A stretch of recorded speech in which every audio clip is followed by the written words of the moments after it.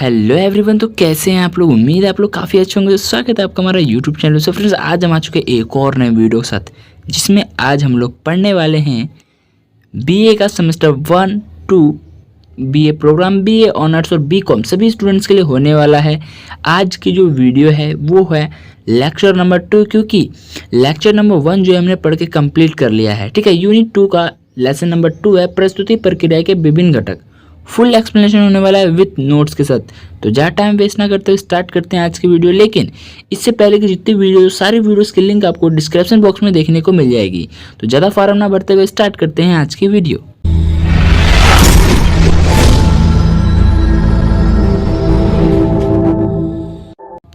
So friends, आज की video में जो हमारा टॉपिक रहने वाला है वो रहने वाला है अभिनेता और दर्शक। क्योंकि इससे पहले की जितने भी टॉपिक थे, सारे टॉपिक हमने लेक्चर नंबर 1 में क्लियर कर लिए हैं। ठीक है, लेक्चर 1 में हमने सारे टॉपिक क्लियर कर लिया। अगर आपने नहीं देखा है तो जल्दी जाइए इस वीडियो को डिस्क्रिप्शन बॉक्स, वहाँ पे आपको लेक्चर 1 देखना चाहिए ताकि आपको पूरा चैप्टर अच्छे से समझ में आए। क्योंकि तो चैप्टर जो था काफ़ी बड़ा था, इसलिए हमने इसको दो पार्ट्स में डिवाइड कर दिया। ठीक है, तो ज़्यादा टाइम वेस्ट ना करते हुए स्टार्ट करते हैं आज की वीडियो। ठीक है, अभिनेता और दर्शक। ठीक है, यानी कलाकार और दर्शक, जो लोग उसको देखने आए हैं।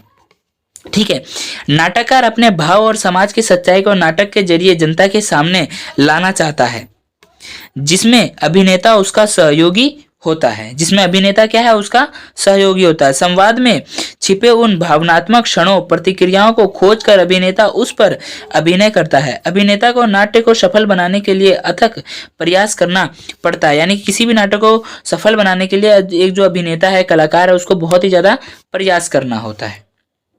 ठीक है, इतना समझ में आया। उसे दर्शकों का ध्यान खींचने के लिए अपने संवादों का ध्यान देना होता है। उसे मतलब दर्शकों का ध्यान उसकी तरफ आकर्षित रहे, अपनी तरफ आकर्षित करने के लिए क्या करना होता है? अपने संवादों पर बहुत अच्छे से ध्यान देना होता है। नाट्य उपकरणों, यानी नाटक में जो भी चीजें, जो उपकरण यूज हो रहे हैं, यंत्र यूज हो रहे हैं, उन सभी का सही से प्रयोग जानना होता है। वाणी गति संचालन, यानी कि उसकी वाणी, आवाज कैसी है। गति संचालन, यानी वो चल फिर रहा है, जो हाथ की मूवमेंट कर रहा है, मुख मूवमेंट कर रहा है, अपनी गर्दन हिला रहा है, उसकी मूवमेंट कैसी है। उसकी मुद्राएं, यानी कि उसकी हाथों की कलाई कैसे जा रही है, उसकी आंख और भौं की मुद्राएं क्या है। सभी गतिविधियों पर अभ्यास करना होता है। यह अभ्यास ही रंग प्रस्तुति को सार्थक और संतुलित बनाती है या बनाता है। ठीक है, सभी चीजों को, जो चीजें हम वहाँ प्रस्तुत करने के लिए हमें जो चीजें चाहिए, अपनी चाल ढाल, स्वभाव, हमारी मूवमेंट, सभी चीजों का हमें क्या करता है? पहले ही प्रयास करना पड़ता है। जैसे कि इस वीडियो को रिकॉर्ड करने से पहले मैंने भी कई सारी ऐसी पीडीएफ वगैरह या कई वीडियोस देखी हैं, तब जाके मैं इतना एक्सप्लेन कर पा रहा हूँ। ठीक है, मैंने पहले बुक पढ़ी, फिर मैंने नोट्स पढ़े, फिर भी मैंने और भी कुछ किए। फिलहाल तो डीयू के नोट्स कहीं भी नहीं मिलेंगे आपको, शायद ही अगर किसी यूट्यूब चैनल पे मिलते हैं तो वो आपको सेल परचेस का ऑप्शन देते हैं, मतलब परचेस का ऑप्शन देते हैं, सेल का तो ऑप्शन ही नहीं है। लेकिन मेरे चैनल पे ऐसा कुछ भी नहीं है, मैं कोई भी नोट्स प्रोवाइड करता ही नहीं हूँ। मेरी वीडियो में ही आपको नोट्स मिलेंगे और कहीं भी नहीं मिलेंगे। काफी सारे बच्चे मांगते भी है, बट मैं उनको कोई भी रिस्पॉन्स नहीं देता हूँ, मैं नहीं देता हूँ। ठीक है, एक अभिनेता अपनी भूमिका की तैयारी कई प्रकार से कर सकता है। जो एक अभिनेता है वो अपनी भूमिका की तैयारी, यानी प्रस्तुति की जो तैयारी है वो कई प्रकार से कर सकता है। जैसे पहला है, वह चरित्र को स्वयं पर बाहर से आरोपित करे, यानी जो भी चरित्र जिसका उसे प्रस्तुति देना है उसको क्या करे? बाहर से आरोपित करे। ठीक है, जैसे कि मुझे करना है कि यार मेरे पास पैसे नहीं है, गरीबी की हालत दिखानी, तो मैं क्या करूँ? उसको पहले अपने अंदर आरोपित करूँ। एक गरीबी की जो फीलिंग होती है वो कैसी होती है, उस चीज़ों को करूँ। खाने के लिए पैसे नहीं है, आज खाया कल क्या खाएंगे, मांग मांग के खाना पड़ रहा है, तो एक उस चीज को अपने ऊपर फील करना, बाहरी चीज। ठीक है, भीतर की ओर यात्रा आरंभ करना, अपने अंदर, अपने मानसिक के अंदर भीतर की ओर अपनी यात्रा आरंभ करना। ठीक है, दूसरा है, वह अपनी भूमिका की तैयारी भीतर से भी कर सकता है। वो अपनी भूमिका की तैयारी क्या है? मानसिक रूप से भी कर सकता है। चरित्र की बाहरी रूपरेखाओं को ध्यान ना देकर उसके स्वभाव, व्यवहार, प्रतिक्रियाओं पर बल देना चाहिए। यानी कि चरित्र की जो बाहरी रूपरेखाएं हैं उस पर ध्यान ना दे करके उसके स्वभाव, ठीक है, यानी उसका स्वभाव कैसा है, व्यवहार कैसा है और उसकी प्रतिक्रियाएं क्या है, उन पर उसे बल देना चाहिए। कि आदमी जब गरीबी की हालत में होता है वो कैसी प्रक्रिया करता है, चिड़चिड़ापन रहता है, जो अगर कुछ खाने को ना मिले तो फिर चोरी तक बात आ जाती है। ठीक है, तो अब हमारा आता है नेक्स्ट टॉपिक है भरत मुनि के अनुसार। अब भरत मुनि के अनुसार क्या है, वो क्या कहते हैं इसके नाटक के विषय में। ठीक है, सबसे पहले देखते हैं वेशभूषा। क्या है? वेशभूषा केवल रूप सज्जा नहीं बल्कि भूमिका धारण करने में सहयोगी है। यानी कि केवल रूप सज्जा ही नहीं बल्कि जो उसकी भूमिका है, यानी जो उसके बोल है, जो उसके बोलचाल है, जो वस्त्र है, उन सभी चीजों की उन सभी की भी एक अपनी भूमिका है, वो भी बहुत ज्यादा सहयोग करते हैं। क्योंकि किसी भी नाटक को या फिर किसी भी नाटककार को पहचानने के लिए अगर हमें पहचानना है तो हम देख के ही उसको अनुमान लगा लेते हैं कि ये भाई विलन होगा, ये हीरो होगा, ये राम होगा, ये श्याम होगा, ये गांधी जी होंगे, ये गोटू, जो भी है कबीर दास होंगे, उसको क्या है, हम उसके कपड़े से, उसकी वेशभूषा से ही पहचान लेते हैं। ठीक है। नाटक खेलने के पूरी प्रक्रिया में पात्रों के अनुसार ही अभिनेता को वेशभूषा धारण करनी होती है। यानी कि जब नाटक कोई करता है तो नाटक जब तक चलता रहेगा तो उसकी प्रक्रिया में, पूरी प्रक्रिया में जब तक नाटक चलेगा, जो पात्र यानी जो अभिनेता है, जो उसका ड्रामा करेगा, जो उसकी प्रस्तुति देगा, वो वही कपड़े, वही वस्त्र धारण करेगा जो उस व्यक्ति का होगा। जैसे कि आप देखो, मेरे जैसे करना है कबीर दास जी, कबीर दास क्या कहते थे, वो धोती पहनते थे व्हाइट कलर की। ठीक है।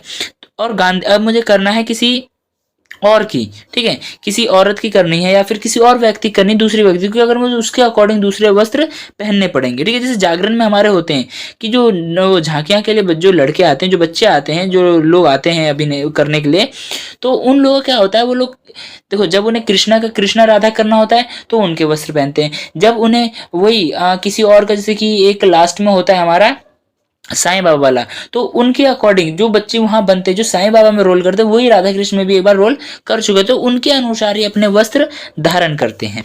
ठीक है। अब बढ़ते हैं आगे।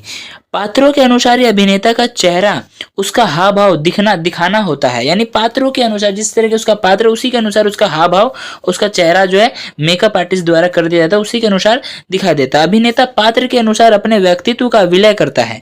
जो अभिनेता है, जो नाटककार है, जो नाटक करेगा, वो क्या करेगा, पात्र के अनुसार, जिसका वो जिस पात्र की प्रस्तुति दे रहा है उसके अनुसार अपने व्यक्तित्व में विलय करेगा उस पात्र का। ठीक है।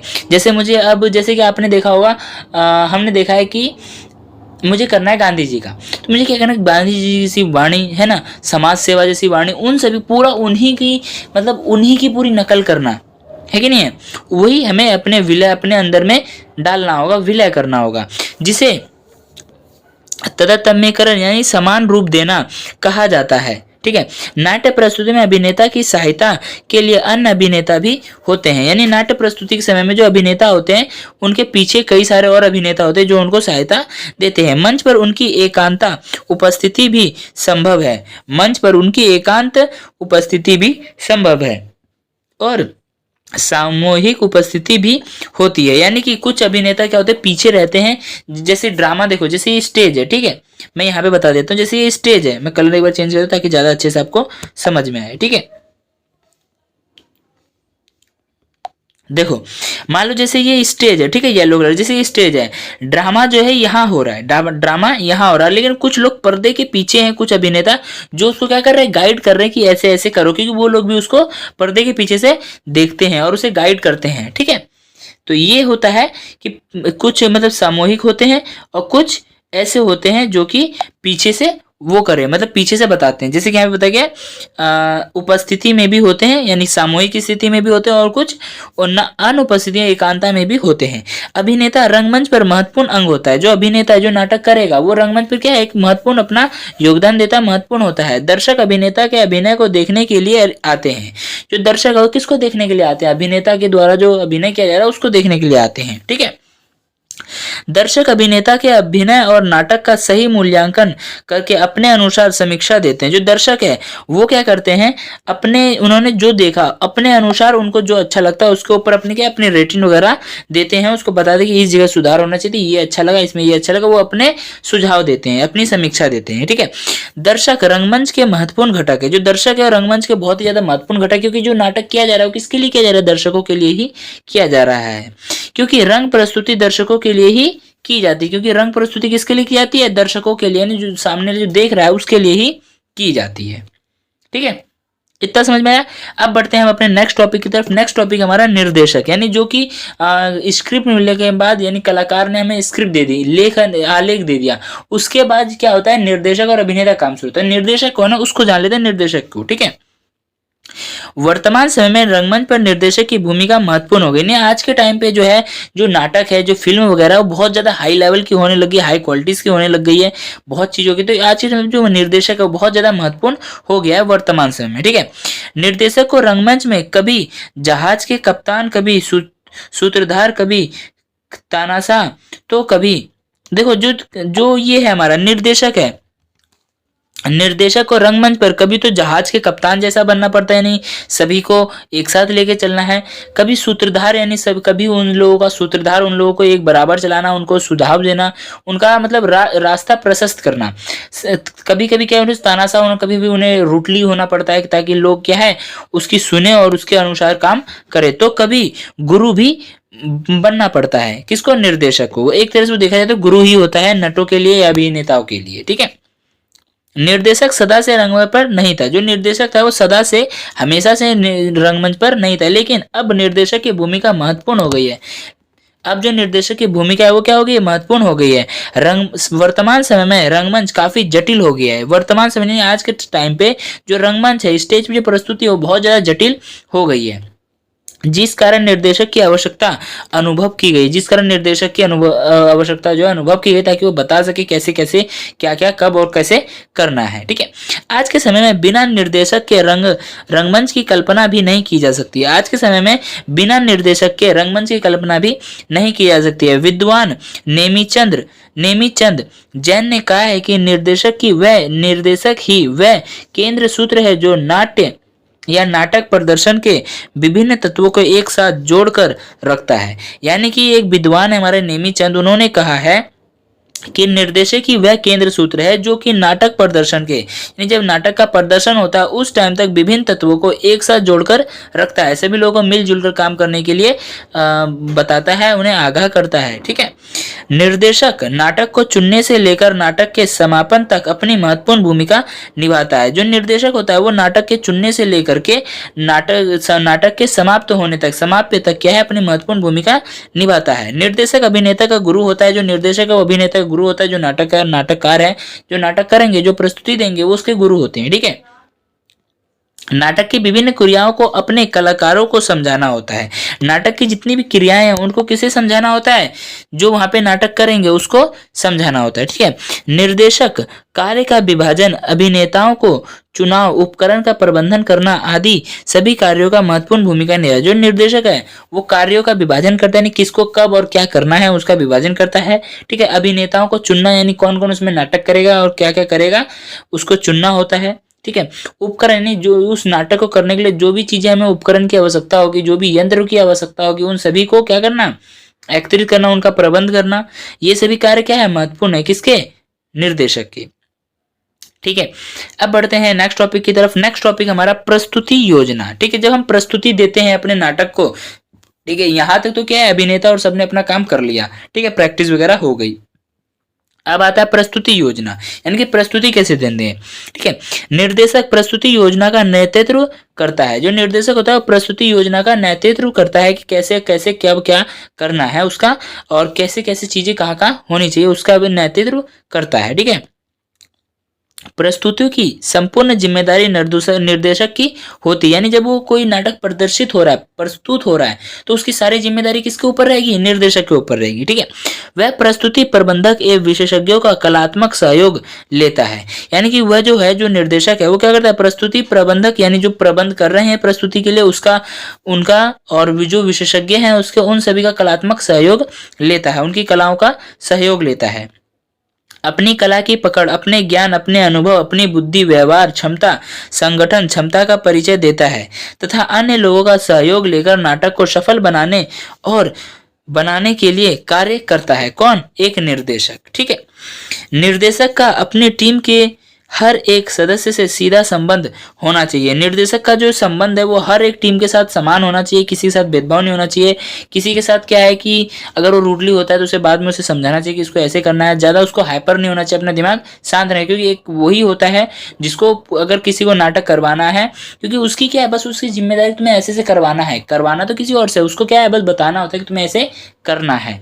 तो क्या है, सभी लोगों को साथ लेकर चलना ही उसका काम है। ठीक है, यदि कोई वाद विवाद हो जाता है, यदि कोई लड़ाई झगड़ा हो जाता है, तो निर्देशक का निर्णय ही अंतिम निर्णय होना चाहिए। निर्देशक का निर्णय ही अंतिम निर्णय होना चाहिए। निर्देशक को अपने कलाकारों एवं सहयोगियों के साथ तालमेल बनाए रखना चाहिए। जो निर्देशक उसको कलाओं के, अपनी जो कलाकार है उनके साथ और अपने सहयोगियों के साथ क्या है, तालमेल बना के रखना चाहिए। ठीक है, अब बढ़ते हैं अपने नेक्स्ट टॉपिक की तरफ। नेक्स्ट टॉपिक है हमारा निर्देशक की भूमिका। जो निर्देशक इसकी भूमिका क्या है।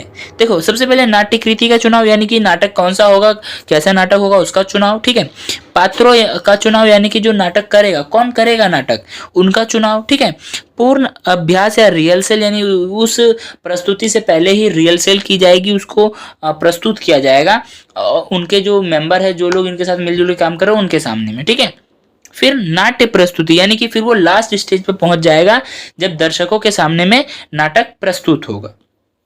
ठीक है, तो इतना समझ में आया।